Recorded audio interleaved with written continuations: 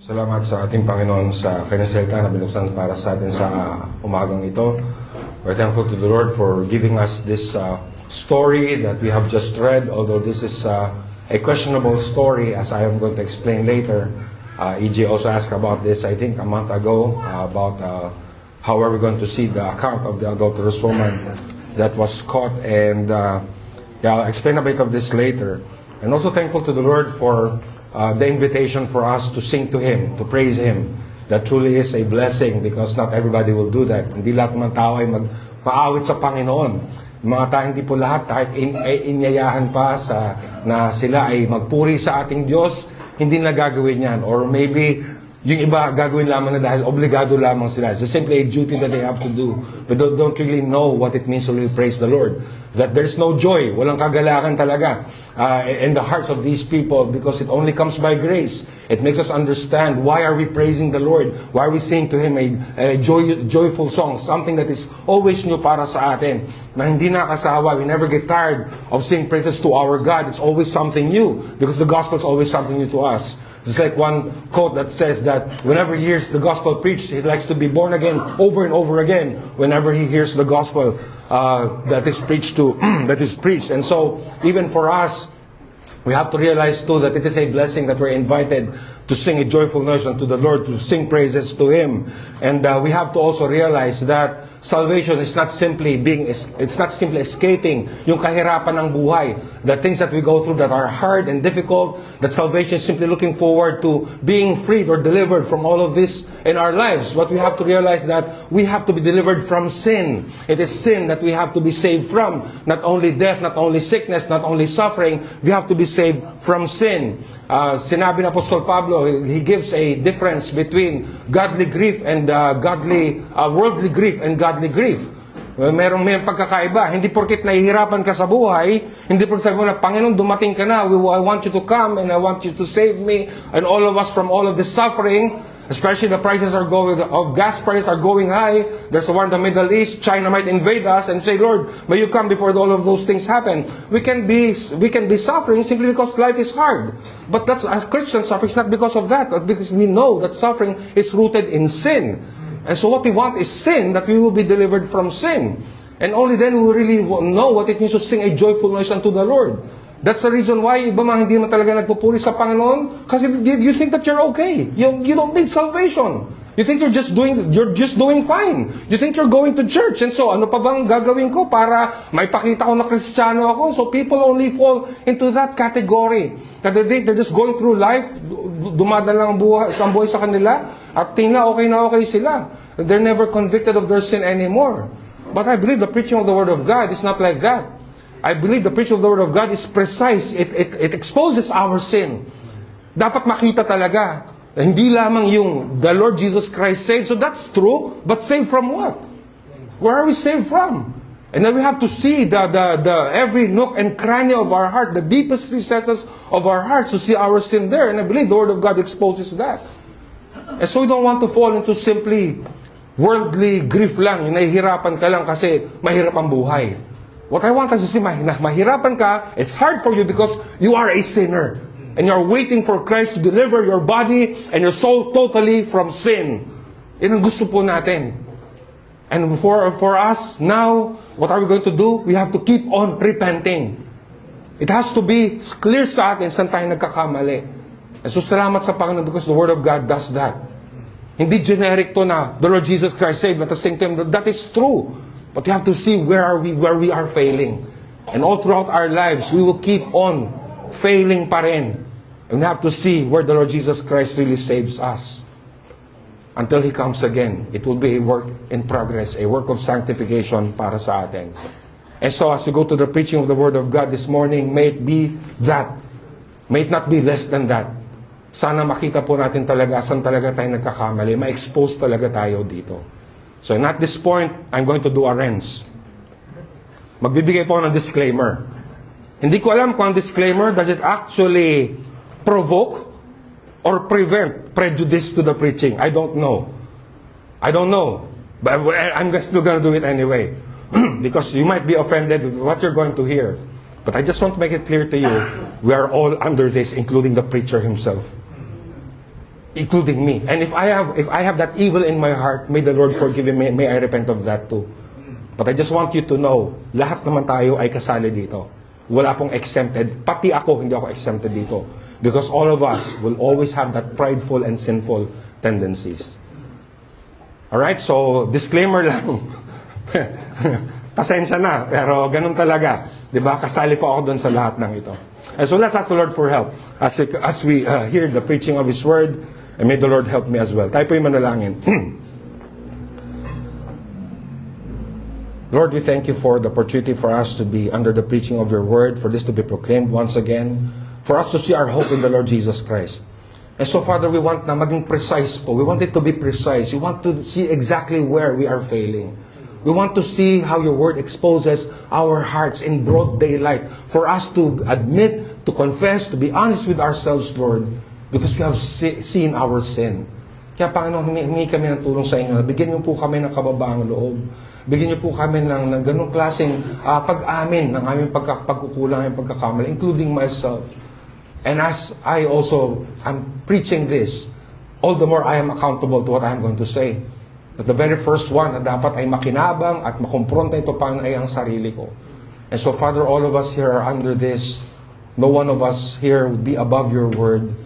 But Lord, we pray that it will speak to us loud and clear, that we'll see it as clear as day. Makita namin, Panginoon, that we really need your grace. We need your mercy. We need your forgiveness. And so, Father, help us once again. Nawa ay wala sino man dito, Panginoon, ang ma-exempt ng biyaya. Sana, Panginoon, ay kung loloobin nyo, wait, dear will, Father, it will speak to each and every one of us here, from the youngest to the oldest. So bless us, Lord. We trust in what you're going to do in our lives as we hear this message. And may all the glory be yours alone. May Christ alone be exalted. This is our prayer in Jesus' name. Amen.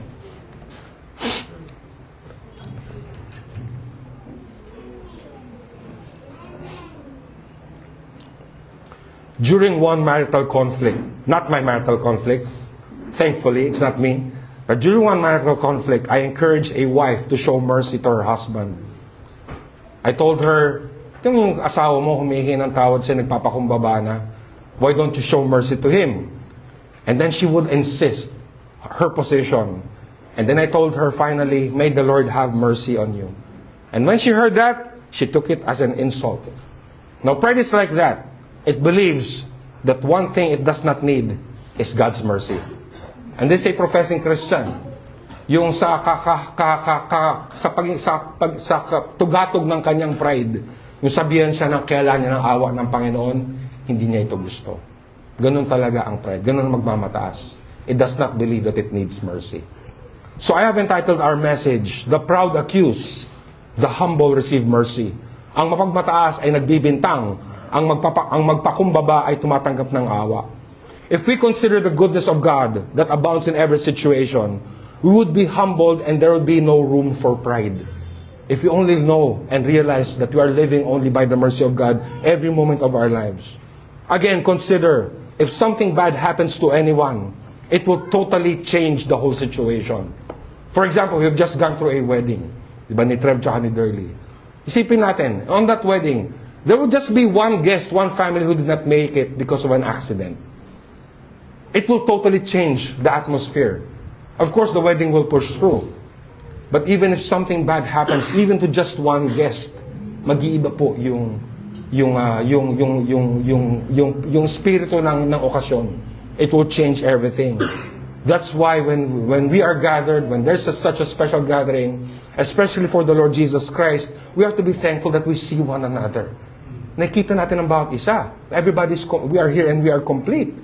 Because it's the mercy of God multiple times in the lives of each one of us here and in our families. I've always been saying, isa lang sa atin dito mawala for some reason. May namatay, for example, mag-iiba po ang ating Lord's Day. But why are we here? Because the Lord is merciful. It makes us humble. It makes us say, Lord, salamat po sa inyong mercy. Thank you for your mercy, which are fresh and new every morning. So why is it that people go on and people are together? It is because of the Lord's kindness. The same is true for every single day where God's mercies are new. In your family, in your homes, right? Every day that you wake up with your children, And how can we not be thankful and humble? How can we afford to be proud? How can you wake up every morning with being cranky or being annoyed right away in the morning? That cannot be for a Christian. Ang isang totoong Kristiyano ay may kagalakan, may pasasalamat, may kababaang loob sa araw-araw. So before we go to our story today, we will read in the last chapter how the Lord Jesus Christ created a stir at the Feast of Booths. Medyo matagal na tayong natigil dito. I think the last one was the end of January. And all throughout February, we skipped this because of what happened to us. So we were coming from that. That the Feast of Booths was an occasion, important Jewish feast. And the Lord Jesus Christ created a stir. He created it became controversial, His presence there. By the end of the feast, He would divide the people. Some would take Him positively, while others, especially the religious leaders, would hate Him. As can be observed in chapter 7, you will see sa chapter 7 po ng John, it was not even an issue what He taught. The content of His teaching was not even the issue there. In fact, they were even impressed with His words. Bilib pa sila sa Kanya. But one of the reasons why His presence created an issue is because the Lord Jesus Christ confronted the hypocrisy of His opponents. So kitang-kita doon yung pagiging mapagkunwari. They're religious, but at the same time, they're just hypocrites after all. And the Lord Jesus Christ was gaining popularity among the people, which the religious leaders did not like. But nevertheless, whatever that is, ang ating Panginoon, He would invite them to come to Him and drink of Him, and from their hearts will flow rivers of living waters. And as I have proposed, two reflections from that last section, if we still remember, ako hindi ko na maalala, so I had to go back to my notes there. But there were two things that I wanted to reflect on. That the truth exposes man's ignorance. So habang ang katotohanan ay pinapahayag, it only shows that man is ignorant. And also, the truth also exposes, it triggers man's arrogance as well. Yun ang ginagawa ng katotohanan. It provokes us. Nakukompronta talaga tayo nito. Truly, the truth will never be without its impact on sinful humanity, whether negative or positive. But may it be always so that we, as God's people, if we really respond to Him in grace, we will admit our lack, we will admit our ignorance. As well, we are going to admit our pride or our arrogance. And then we find our hope in Christ alone. Mabuti nga na-expose yung ignorance natin. Mabuti nga, it's good that our dishonesty is being exposed. It's good that our unrepentance is being exposed. It's good. Tama lang. So that we can find our hope in the Lord Jesus Christ alone. And repent of our sin and turn to Him once again. For today, our story is awkwardly placed in this, where it is right now. And I will say more of that later. But I think that the one thing that it does, even though it's kind of out of place, dahil dito nilagay, some would locate it elsewhere in the book of John, or the Gospel of John, but in our Bibles we have it here now. And one of the things I believe that it does, it continues to show us the inconsistency of those who portray an image of being religious. So coming from chapter 7, it's patuloy pa rin that the Lord Jesus Christ is exposing the religious hypocrisy of the leaders, of the Jewish leaders during then. They try to expose others only to find themselves even more exposed. So akala nila, there's this adulterous woman, Jesus Christ, they would want everyone to set their eyes on this teacher, the Lord Jesus, or this adulterous woman. But in fact, what it really does, it turns to them. It turns to them. And in contrast, those who are not forcing themselves have nothing to prove, and they receive mercy. So may we remember from our message that pride assumes everything exists for itself, even if others are harmed, while humility recognizes that it belongs entirely to God and exists by His mercy. Ang kapalaluan ay nag-aakala ang lahat ay para sa sarili nito, kahit pa masakit o makapahamak pa ng iba. Ngunit ang pagpapakumbaba ay kumikilalang tayo ay sa Diyos at nabubuhay lamang dahil sa Kanyang awa. So one of the characteristics of the proud is that ang lahat ay umiinog sa Kanya. Everything is about them. Politics man yan, Prices man yan, sentiments man yan sa buhay, kapitbahay man yan, pagkain yan, food, everything, it's all about their opinion. And they will use everything for their own interests. In contrast, the humble puts themselves at God's disposal. And so, may this message be helpful to all of us. Sana mangusap po sa atin ito. Hiling ko po ang inyong atensyon. Total, hindi man magtatagal yung aking preaching. Mga 3 oras lang naman to. So, for 3 hours, I'm going to get your attention. But, just pay attention, dear friends and dear brethren. I don't want us to miss yung mga bagay po nating marinig po dito. 3 hours, kaya naman po, di ba? Okay, so, just kidding. Ano lang, 2.5 lang po, hindi po 3 oras. Okay, there are 2 things I'd like us to see in our message. The first is what I've already mentioned kanina. Pride places everything at its disposal, even people. So, ganoon po ang pride. Lahat ay gagamit, kakasangkapangin niya. Lahat ay gagamitin niya, kahit makasakit, kahit makapahiya. Ganun po ang ginagawa ng pride. So before we proceed to the story, a brief note about this passage, as I have promised kanina. The reason why this passage is questionable, it is because, for several reasons, I'm just going to mention a few. This story does not appear in the earliest New Testament manuscripts. So there are thousands of manuscripts scattered all over during the early times. And during then, this did not appear with the earliest copies that were available then. So that's why they question its authenticity. How come it is not included in the oldest copies? And also another reason is that it somehow differs from John's style and language. That's why some scholars would question this. They would say it's more of Luke's style and language and not John.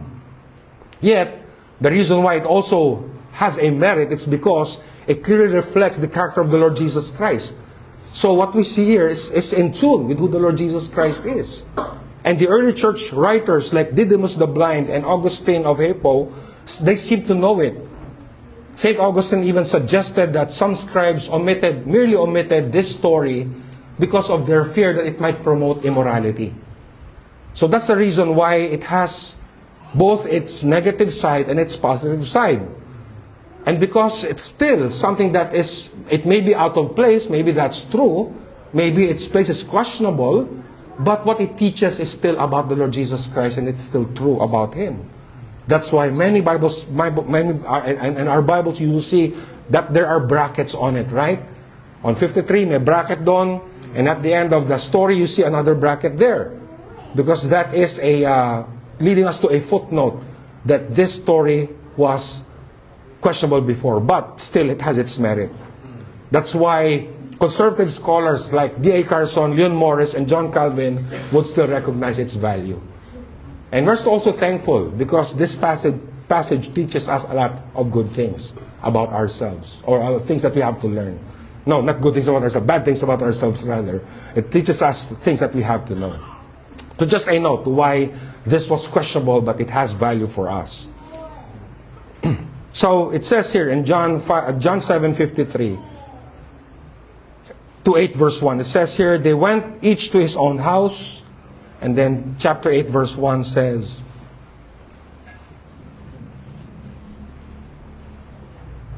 but Jesus went to the Mount of Olives. So granting that the story follows the conclusion of the Feast of Booths, sabihin natin na galing nga ito sa chapter 7. It is chronologically following after chapter 7. So everybody went home after the feast. And the Lord would go to the Mount of Olives. It was a place that He would often visit whenever He would be in Jerusalem. So we know in the Mount of Olives there He would be in solitude, He will enjoy silence, and by Himself He would be there to pray. And it would give Him that preparation that He needed for the next day. Because as we see in our story, the next day He would be teaching at the temple. So verse 2 tells us, early in the morning He came again to the temple. All the people came to Him, and He sat down and taught them. So early in the morning the next day, Lord Jesus Christ visited the temple. So remember that this is the Feast of Booths, and there were many people there in Jerusalem, many pilgrims who were there. And they would not leave right away. According to one commentary, they said that the pilgrims would stay there for about a day or two. after the feast. So, yeah, there's good reason for us to know that there at this time, marami pa rin tao, there's still a lot of people in Jerusalem after the feast. So it would be a good occasion for the Lord to teach, as there would be a good crowd gathered around Him. But as it is a good timing for the Lord's cause and His agenda, it would also be a good occasion for the Lord's enemies to promote their evil agenda as well. So they would take advantage of that too. As the Lord Jesus Christ would teach, they would also promote what they wanted to do, especially evil against Him. Then verse 3 says, the scribes and the Pharisees brought a woman who had been caught in adultery and placing her in the midst. And so what they did is that they caught a woman who was committing adultery and they brought her to Him. So imagine the scene. Here they would bring this guilty woman in the midst of the crowd. So think about that. Let's say we're just a small crowd here. And then there's an adulterous woman who's brought into our midst. What a shameful and embarrassing situation that will be for the woman.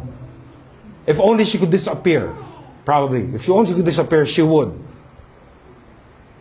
And not only was she an adulterous woman, she was caught committing it. So she was red-handed, as we read in the text, and suggests to us. Meaning that there were witnesses that would have seen that this woman was guilty of adultery. So imagine what it could have been for the crowd as well. How they would also be there. Maybe some of them were shocked that the woman who in their midst was adulterous. Maybe some would be tempted to gossip or to bulong-bulungan, di ba? To whisper to one another. It would also be something that the scribes and Pharisees would be happy about, because they are now going to pursue their agenda in the front of a lot of people. So verses 4 to 5 tells us, they said to him, as they brought her there, "Teacher, this woman has been caught in the act of adultery." Now in the law Moses commanded us to stone such woman. So what do you say? So she was now in front ng lahat ng tao. She was not only in front of the crowd, siya po ay nasa harapan ng ating Panginoon Jesucristo. So tinanong, the scribes and Pharisees asked the Lord, what are we going to do to this woman when the law says that this woman should be stoned to death? So they would use the law as a basis for judgment or punishment upon this adulterous woman. Now, did they have a case against her? Are they right? Meron ba silang kaso talaga laban sa woman na ito? In Deuteronomy 22, verses 23 to 24, a woman who is betrothed, nakatakdang ikasal, and commits adultery is to be stoned to death. So meron talagang kaso laban sa woman. Now we are not sure, ito ba ay dalaga ba siya? Is she betrothed to be wed? Or is she a married woman? We are not too sure. But regardless, Deuteronomy 22 verse 22 tells us an adulterous wife is also to be put to death. Also in Leviticus 20. So in other words, these religious leaders really have a case against the woman. Talagang guilty siya, red-handed. She had to be stoned to death or killed according to the law. However, there was more to bring her to the Lord Jesus Christ. It was not really about that. As verse 6-8 tells us, this they said to test him, so that they might have some charge to bring against him. So the reason why they brought the adulterous woman to him is because they wanted to test him. Not because they wanted justice to be served. They did not have good intentions. They were right, maybe, yes. Pero ang gusto po nila ay i-test si Jesus Christ. They wanted to put him in a tight situation. So as verse 6 says, that's what they did. They wanted to somehow have reason to have a charge against him. Paano? How will that happen? Paano nga ba when this woman was brought to him and then this woman was charged of adultery and the Lord Jesus Christ is now there? How will this really test the Lord Jesus Christ? According to commentators, if the Lord Jesus Christ absolved the woman, he would be going against the law of Moses. And that would undermine his credibility. It would make him appear as a lawless person. And that would easily also put him in a situation where he can be charged in the courts with serious offenses. So, ganon. Kung siya po ay, kung tatanggihan or kung siya po ay hindi na ipapapatay yung woman na ito, if he's not going to agree na ipapatay ang babaeng ito, magmumukha po siyang disobedient sa batas ni Moises. Diba? Eh, syempre, mga tao gustong-gusto yun. Sasabihin, ay, ano pala to eh? This guy is a rebel. This guy is a lawless person. So we can easily file a charge against him. So that's one.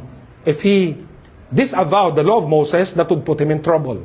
Now, if he upheld the law of Moses, then this would go against Christ's teaching of compassion and forgiveness and restoration. So he would also be put in a negative light if ever he would follow the law of Moses. And also another thing is that would be illegal, because stoning to death is against Roman law. And if he said yes, and people would stone her to death, he would only put himself in trouble, and maybe others too. In John 18, verse 31, the Lord Jesus Christ on trial, Pilate said to them, "Take him yourself and judge him by your own law." The Jews said to him, "It is not lawful for us to put anyone to death." So you see the dilemma that they put the Lord Jesus Christ in. He is damned if he does, and he's damned if he doesn't. Diba? Siya man ay sumunod sa batas, yari siya. Hindi man siya sumunod sa batas, yari din siya. So that's what the scribes and Pharisees were really up to. They wanted put him in that very tight situation. They were thinking the Lord Jesus Christ wouldn't know what to do. So this is the real goal of the scribes and the Pharisees. They put the Lord Jesus Christ in a dilemma to destroy him. Whether to lose his credibility, to arrest him, or whatever, they would want to demolish him in whatever way possible. Again, ironically, it comes from supposedly the religious leaders, the supposed teachers of the law. Diba, nakakalungkot na galing pa itong pagiging ganyan ng mga ito, ang nangunguna ay yung mga dapat ay mga relihiyoso. Mga tao na dapat ay alam po nila ang kasulatan. They knew the Word of God more than anybody else.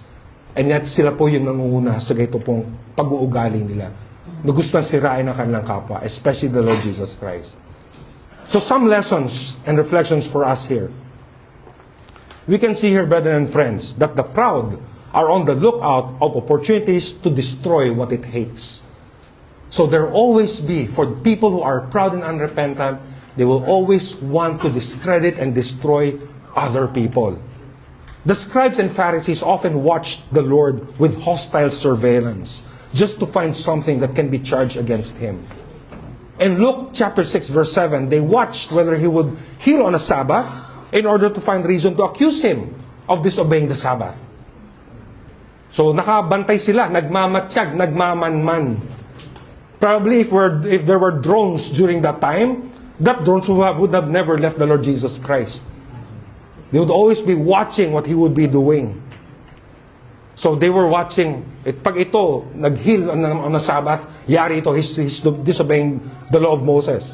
In Luke 20:20, they watched him and sent spies who pretended to be sincere, that they may catch anything that he would say, so that they may deliver him to the governor. So pati mga salita niya, meron po silang mga asset na pinakawala ng mga asset na akala ay mababait at maaayos ng mga tao. Pero ito pala ay mga asset pala. Para pag may sinabing mali si Kristo, i-report sa kanila at siya po ay pwedeng nilang akusahan. In Mark 2, verses 6 to 7, when Jesus forgave the paralytic, they were accusing him of blasphemy. They couldn't believe that the Lord Jesus Christ is able to forgive sins. In Luke chapter 15, verse 2, his eating with sinners gave them reason to accuse him of being morally and religiously suspect or compromising. Now, how could Jesus Christ eat with sinners, have fellowship with them? And you see, they were so untrue and sarcastic even, that they would even have the nerve to call him teacher when what they only wanted to do was to test him. See, they're being very dishonest. Proud people are like that. Gagawa at gagawa sa ng paraan para sila pa ay makasira ng kanilang kapwa. Mga pagay or mga tao na laban sa kanila. In the same way, even for us today, let us be watchful for the tendency to discredit anything that may oppose our goals. Let us be a warning to us. Kung meron mang mga tao, mga bagay na parang taliwas sa ating kagustuhan, we have that tendency also to discredit other people. And I would say that there may be that certain deception or confusion at least, that because we think our efforts are for Christ's cause anyways, and so anything that opposes our efforts or preferences, we dismiss and we discredit. Why am I saying this? There was a recent issue in the Rebap community in the Philippines where there were two sides of covenant theology. And then there was this side that became so hyper-reactive that there was nothing really wrong in the other position. But because it only went against what was established, they would react in a way that they were discrediting the other camp. And this happens among Christians. This happens among pastors. That is not right. That's not right. If something is not false, then why are you going to speak against it? It only goes to show it only went against their own agenda. That's why they were hurt. And they were offended. When there was no good reason to be hurt or offended anyway. And then they would say, this is the ministry. Ito yung tinuturo. Ito yung reformation. Diba? So they would even say, use religious language. They're doing it for the Lord Jesus Christ. So what we can see here, brethren and friends, kahit ang ministeryo ay ginagamit sa pansariling interes. Pinopromote po ang sarili. And if that can happen to men in the ministry, if that can happen even as we preach the gospel, imagine how that can also translate into anything at all in our life. Whatever aspect that is. We will treat everything the same way. Not only ministry, that's also your attitude when it comes to to money, to your relationships, in any issue at all. Because you're easily threatened. Because you're pursuing your own agenda. Even as we claim it is for the gospel, it may just be about us after all. Kaya nga alam nyo, mag-ingat po tayo dito. Pati pagpili ng church. Pati church involvement. Pati pag-embrace ng certain kind of theology. Beware. Because even that you can use for your own selfish interests. Choose a church where parang okay kayo. There are other things that are compromised, more essential things, and that really doesn't really matter to you. Kasi okay, goods naman kayo sa church na yan. Kinakampihan ka. They condone you, they cuddle you. So those kinds of things. You embrace a certain theology. Why? Because you have something against the other camp. Mag-iba ka ng theology para lang mapatunayan mo na meron akong makakampi rito. And I don't want to be with you anymore. So mag-ingat po tayo dahil kahit yung mga bagay na magaganda ay sisirain natin at gagamitin natin para sa ating sariling interes lamang. Especially if you want to discredit other people, oh how easy it is to make it appear that we are loyal to a certain camp. Na mag-ingat po tayo dito. That's why it really pays to wait upon the Lord. It really pays to trust in the providence of God. After all, like what we've been reminded last prayer meeting, it is the Lord who holds the heart of the king and turns it wherever He wants it to turn. So, we are going to trust in the Lord and we're not going to cross the line of discrediting or putting other people in a dilemma just because we want to serve our own agenda. Another reflection we can see here, the proud will use other people for their own interests, for their own selfish interests. The scribes and Pharisees will have no qualms using the woman as a tool to serve their goal of testing the Lord. Ito bang mga scribe and Pharisees were they really after purity, justice, honor of God sa lahat ng ito? Were they really trying to scare people that sin is wrong and that we should not copy, that this woman is a leaven that will affect the whole lump? Were they really concerned about that? Not at all. Not at all. Hindi man lang nititignan that way. In the guise of doing what is right, look at what they've done. Kakalagkarin nila ang babaeng ito sa publiko at gagamitin siya bilang isang patibong para kay Kristo. They would use her as a trap to trap the Lord Jesus Christ. So you see, that's what proud people do. Even at other people's expense, these people would do anything just to serve their interests. Para sa mga taong mapagmataas, people are proud of themselves. Anyone is at their disposal. Anyone and anything is just a pawn. Whether it is the Lord Jesus Christ, they will use Him, or whether the woman, they will use that woman as well. Pareho lang sa kanila. Gagamitin si Kristo, sisirain nila, pati yung babae, papahayain nila just to serve their own interests. So in the same way, let us beware that in our pride and self-preservation, we use other people too. Beware that you may even try to be kind to other people. You may even do good. You may do favors to other people. You may show concern. But inwardly, it is only to build yourself up in the eyes of other people. Naghahanap ka lang ng kaalyado o kakampi. And I would say, again, even the men in the ministry do that too. I know people who are like that. They would use their church as a platform, the resources that they have, in order for people to be drawn to them. Helping other people, making it appear na they're helpful, they're concerned. But what they just wanted to do is to have more allies surrounding them. And we can easily do that, brethren and friends, just to make it appear that we are better than other people at magpapakampi tayo at i-discredit natin yung ating kapwa. And sadly, even to the point that using others may expose and endanger them unnecessarily, they would still continue to do so. Kahit mapahiya pa yung kanilang kapwa. Anyway, anything is just for them. Anything is just a pawn. Para sa mga taong mayayabang, mapagmataas, gagamitin lang kahit anong sitwasyon. They can play the victim if they wanted to. Pwede rin yun. People who are proud, they can play the victim and say that sila yung inaaway. Sila yung kawawa. But at other times, sila man yung bida. They're the hero. So that's how people, that's what proud people are. Truly, the proud has no loyalty to anyone but only to itself. It's God is itself. Anything or anyone is good for as long as that serves their purpose. So ganyan po ang mga tao mapagmataas. Wala silang pakialam. Basta masod lang kanilang kagustuhan.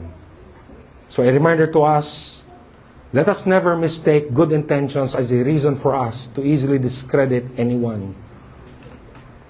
Huwag natin gagamitin what we can do para sirain ang ating kapwa. Huwag natin sabihin, oh, I'm just after this and after that, and then inwardly you really only after your own.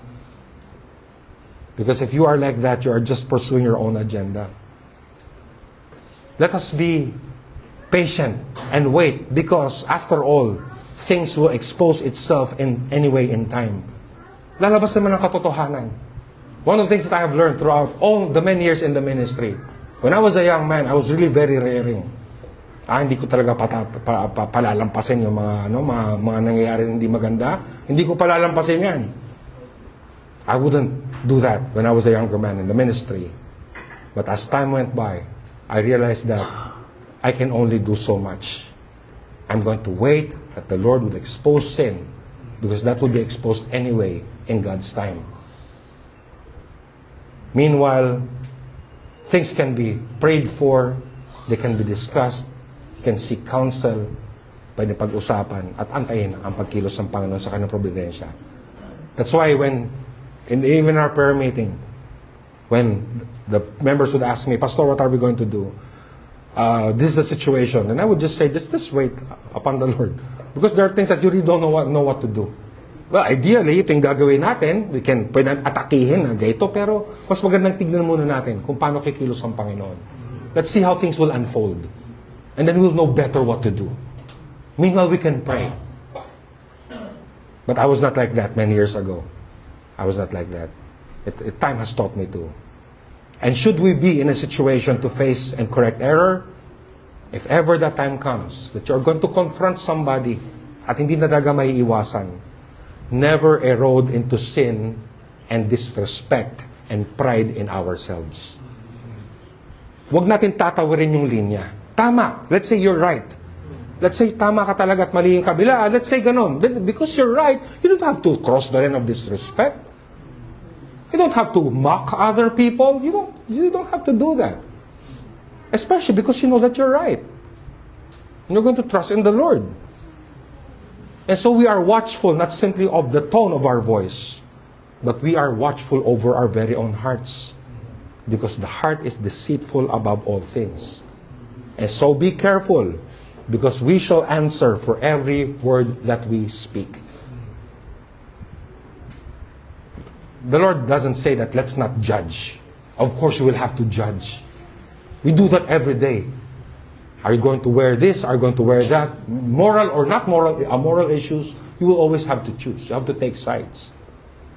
But let us make sure if we do so, we do not sin. We do not sin. So that's the first point. That pride places everything at its disposal. Pride will put even people at their disposal if needed. And they do that all the time. Hindi po tayo ganyan. Hindi po tayo ganyan. Hindi po tayo manggagamit ng ibang tao para maisulong ating sariling kagustuhan. Hindi tayo gagamit ng kagandahang asal para sundin ang ating kagustuhan. Hindi tayo magkukunaring mabait tayo para lang magpakampi tayo. None of that. That's what prideful people do. We should not be like that.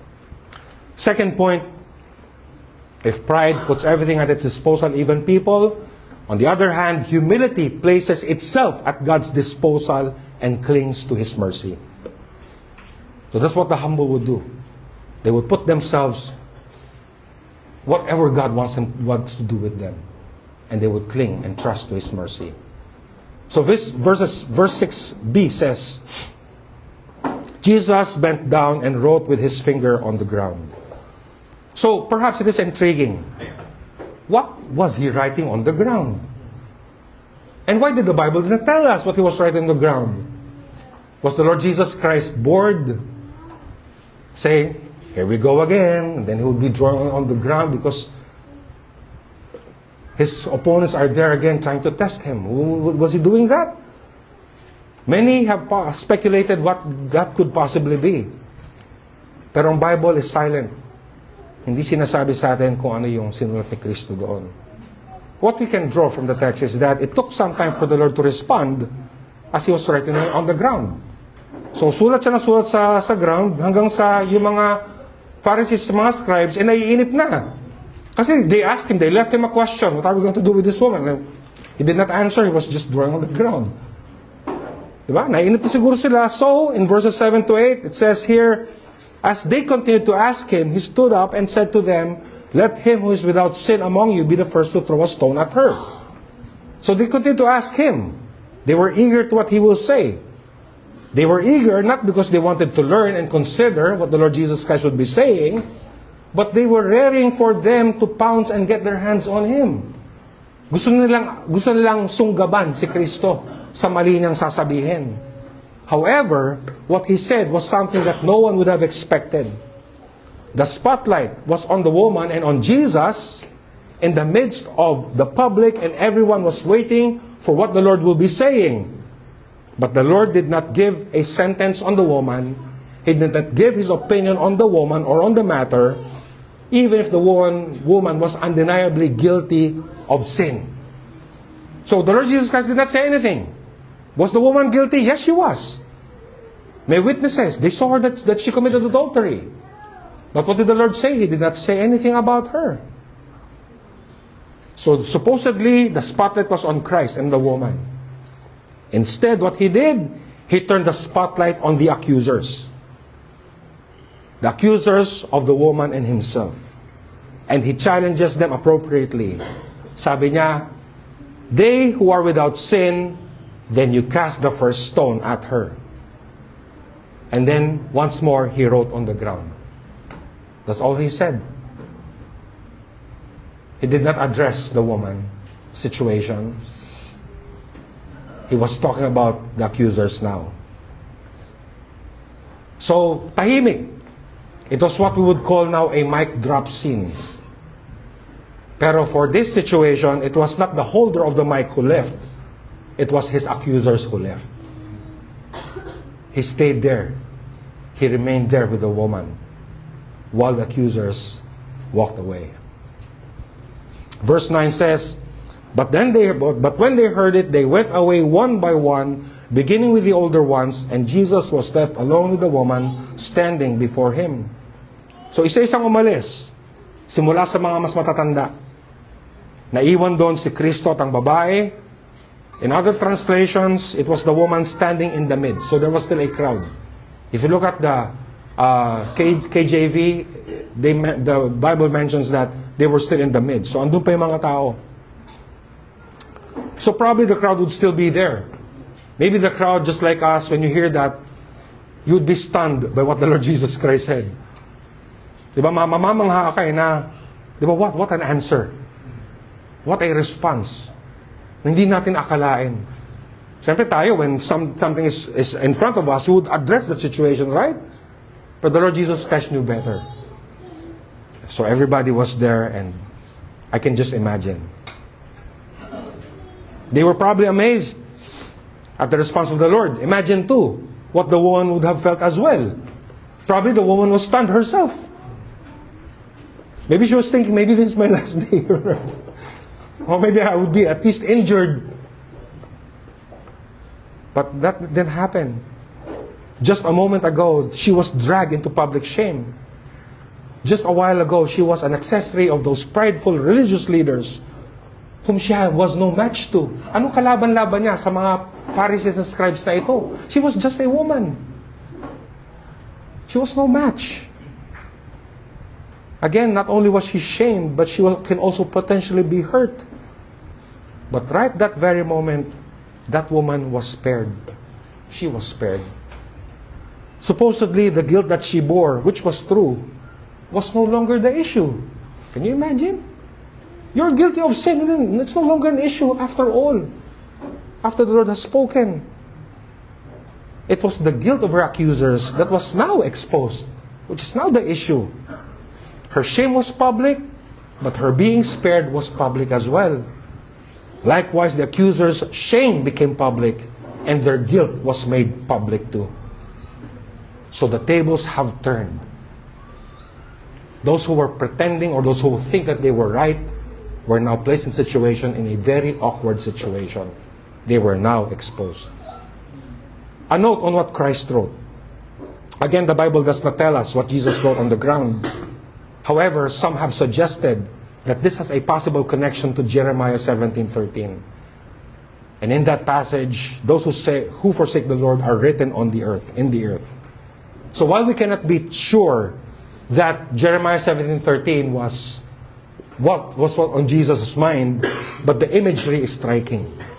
It says here in Jeremiah 17:13, the Lord, the hope of Israel, all who forsake you shall be put to shame. Those who turn away from you shall be written in the earth, for they have forsaken the Lord, the fountain of living water.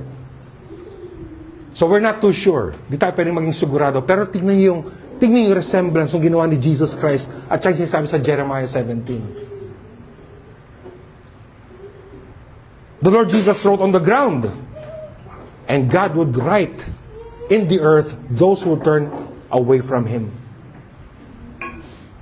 Di ba? Yung pag-alis ng mga taong to kay Kristo, yun din sinasabi sa Jeremiah 17. In John 4:10, the Lord Jesus Christ is He who gives the living water.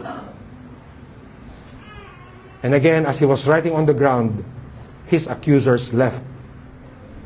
So if there is a true connection between the two, which we are not so sure, what a dramatic way of those enemies of the Lord Jesus Christ, who couldn't say anything anymore, they just left Him while the woman remained.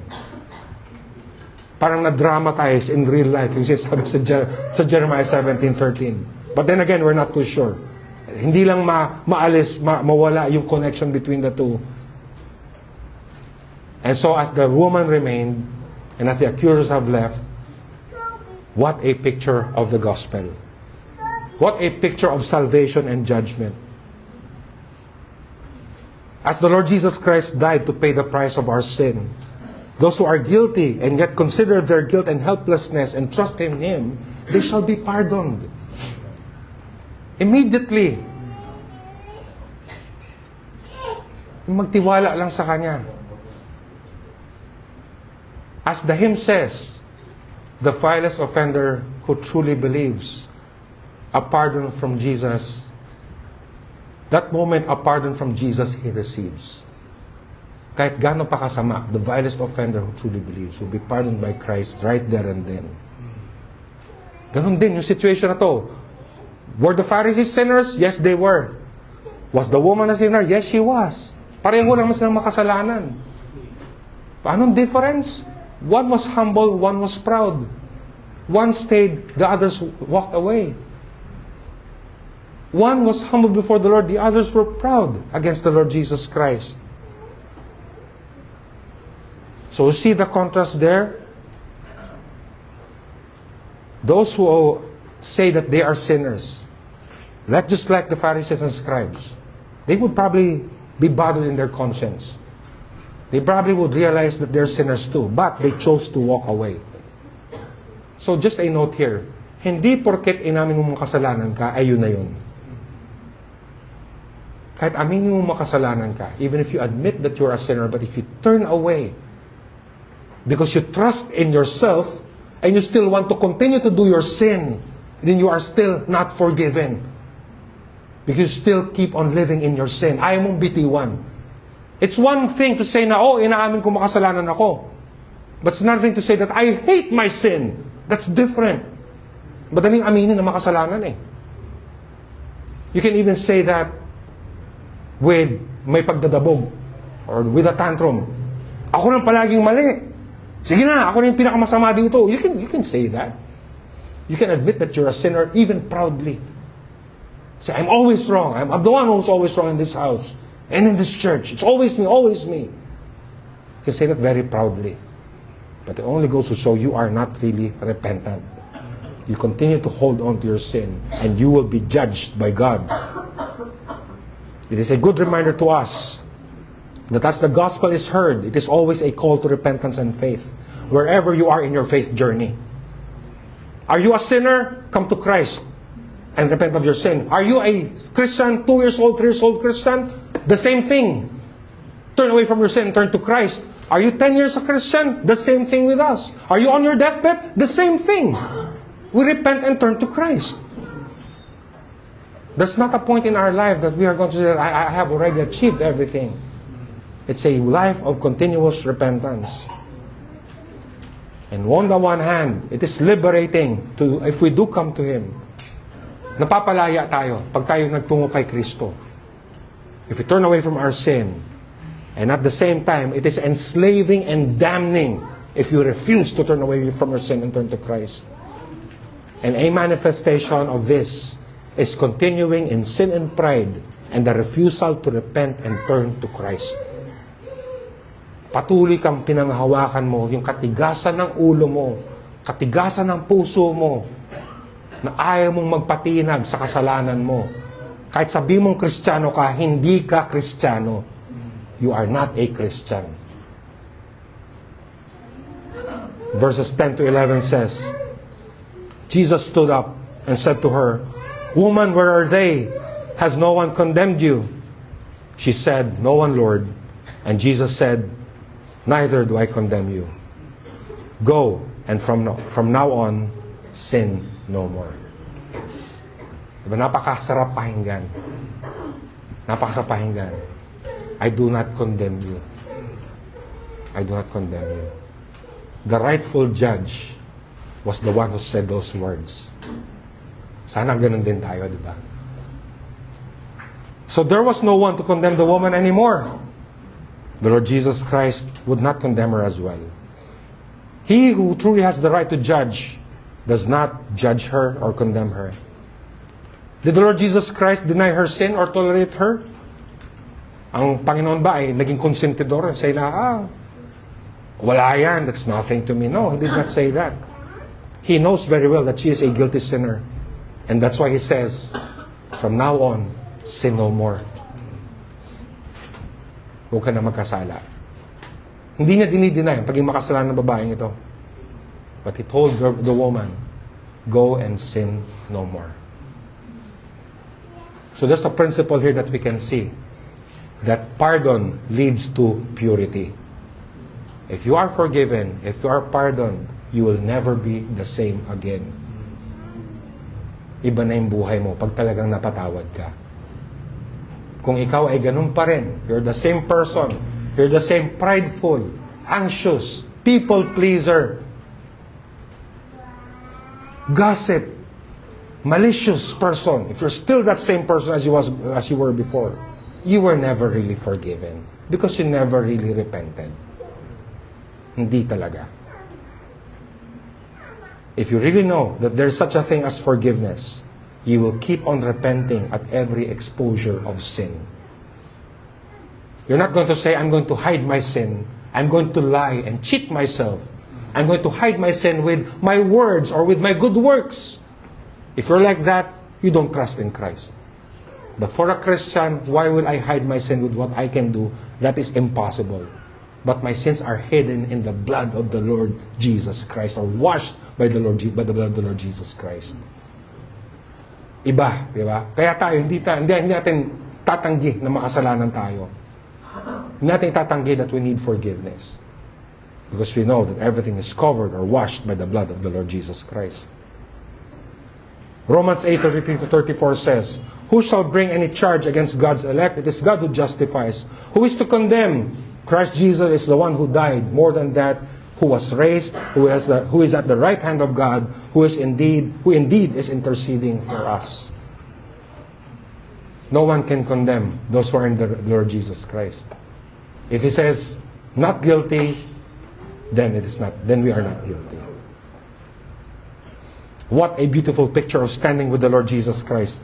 They accuse Him, and in their hate, they use the woman and drag her into the scene. But He took her, and Christ was vindicated.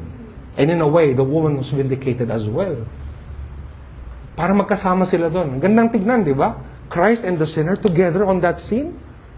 While the world hates, while people accuse both the Lord and the woman, magkasama sila doon. Christ did not leave her, and she never left Him too. Christ and the saved sinner on the same side, against all the accusations and evil of those who truly hate our Lord. What a beautiful picture. So some further reflections and lessons para sa atin. We can see here the hypocrisy of the proud shall be exposed. There's an important nuance why the accusers left when they couldn't cast a stone at her. Meron dahilan kung bakit eh. It's not simply na, sige, sinong hindi nagkasala dito, wag naman bato. Hindi ganun lamang. Consider this. The woman was found guilty of adultery, and according to the law of Moses, for example, in Deuteronomy 17 verse 7, sabi po dito, the hand of the witnesses shall be the first against him to put him to death, and afterward the hand of all the people, so you shall purge the evil from your midst. Now, if these Pharisees talaga and scribes were really the one who caught her at nakita talagang na nahuli siya, let's say ang unang-unang babato dapat sila. They would be the very first one. It's also putting yourself in an accountable situation where you are doing this and you know that you're not part of this. Kaya mo that's why you're going to cast the first stone at them.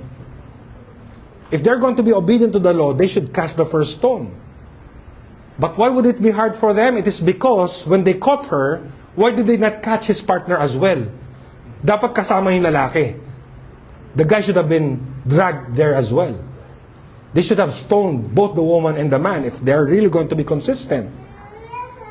So again, you will see, hindi po ito cry for justice ng mga Pariseo at mga Eskriba. It was not really to keep purity in society. This was not an issue of sin and holiness for them. For the religious leaders, they didn't care less about sin and holiness. Hindi mo nang kanilang pakay. The reason why they were there is simply because of their evil hearts. At ang nangyari, their inconsistency and hypocrisy was exposed. And they were likewise guilty. These hypocrites used the law as a weapon. And perhaps they were scared also because they were asking the Lord Jesus Christ to condemn the woman, stoning her, Could they do that? They couldn't do that too. Why? They know it's against the Roman law. So these were just people who were using everything for their own interests, as I have said kanina. All this only exposed their hatred towards Christ and not really a love for what is right. A reminder to us then that if you truly love what is right, look at what I've been telling this church, if you truly love what is right, then be right across the board and not be selective on certain things only. Let it be consistent sa lahat ng bagay. If you're fighting for what is right, look at yourself first. And then do what is right in everything at all. Ikaw ang unang-unang mag-repent ay ikaw mismo sa sarili mo. And whatever area of life you will strive for rightness and righteousness and holiness instead of pointing fingers at other people. So be right across the board in everything at all. For you not to be a hypocrite. For us not to be a hypocrite. But you see, as they were exposed even more, the poor woman, the guilty sinner, received mercy. May this be a reminder and a challenge to us that we would rather be on the recipient of mercy's side rather than the accuser, complainer, and grumbler. Mas pipiliin ko na, dito na ako sa side ng woman. Kaysa yung mga mararahas na mga taong ito, mayayabang na mga ito. People are proud. I'd rather be on the woman's side. I would like to be like her. I'm just as guilty as she is anyway. We all are. But I'd rather be a recipient of mercy than the one who would accuse the brethren. I'd rather be the poor woman. We do, as we trust in the Lord's mercy, we put ourselves at His disposal. We do what is honorable and true at all times, as we trust not in what we can do, but we trust in His mercy. We trust in His mercy. Romans 8:31 says, "What then shall we say to these things? If God is for us, who can be against us?" And now, as you know that you have received mercy, far from being cocky and arrogant, we receive mercy in humble silence. Hindi tayo maaangas because you know that you are saved. A recipient of mercy knows that he was saved only by God's sheer mercy. We are not proud at all of ourselves. We continue to do our duty for the kingdom as the Lord promises to never leave nor forsake us. The Lord is our helper. What can man do to us? Not in a cocky way, but in a humble way. We only live by the Lord's mercy. So as I close, I hope that you have seen the two sides. The sides of the religious hypocrites. People who know much. People who are upright in their lives. And on the other hand, you see the woman, the poor woman who was even caught red-handed. An adulterous woman. But at the end, who was saved, who was forgiven, it was the humble one and not the proud ones. So in conclusion, in the providence and goodness of God, we have the story of the adulterous woman. Buti na lang naisali ito sa canon of Scripture. Buti na lang ay naisama po ito sa ating mga Biblia. And it is my hope that we will remember that as pride treats everything at its disposal, we put ourselves at the disposal of God's mercy because that's where true safety really is. Nagtitiwala tayo sa Panginoon at yun ang pinakamainam at yun lamang ang ang sitwasyon na ligtas talaga para sa atin. Saan tayo ay safe. Oh, the ugliness of pride and hypocrisy. And on the other hand, the beauty and security of God's mercy. The gospel puts our whole being, existence, and engagements under the merciful watch of our Lord. If we trust in His mercy that saves us, then let us live by His mercy and let it show by the way that we live. Kaya hindi natin mahihiwalay ugali natin, our moods, our engagement with people. It will not hide if we truly trust in the Lord's mercy. Let us not reserve mercy on the day of judgment. mercy, if we truly recognize God's mercy when we were saved, that mercy will show in the way that we live each day. We're not proud and arrogant. We are humble recipients of mercy, just like the woman. Let us pray.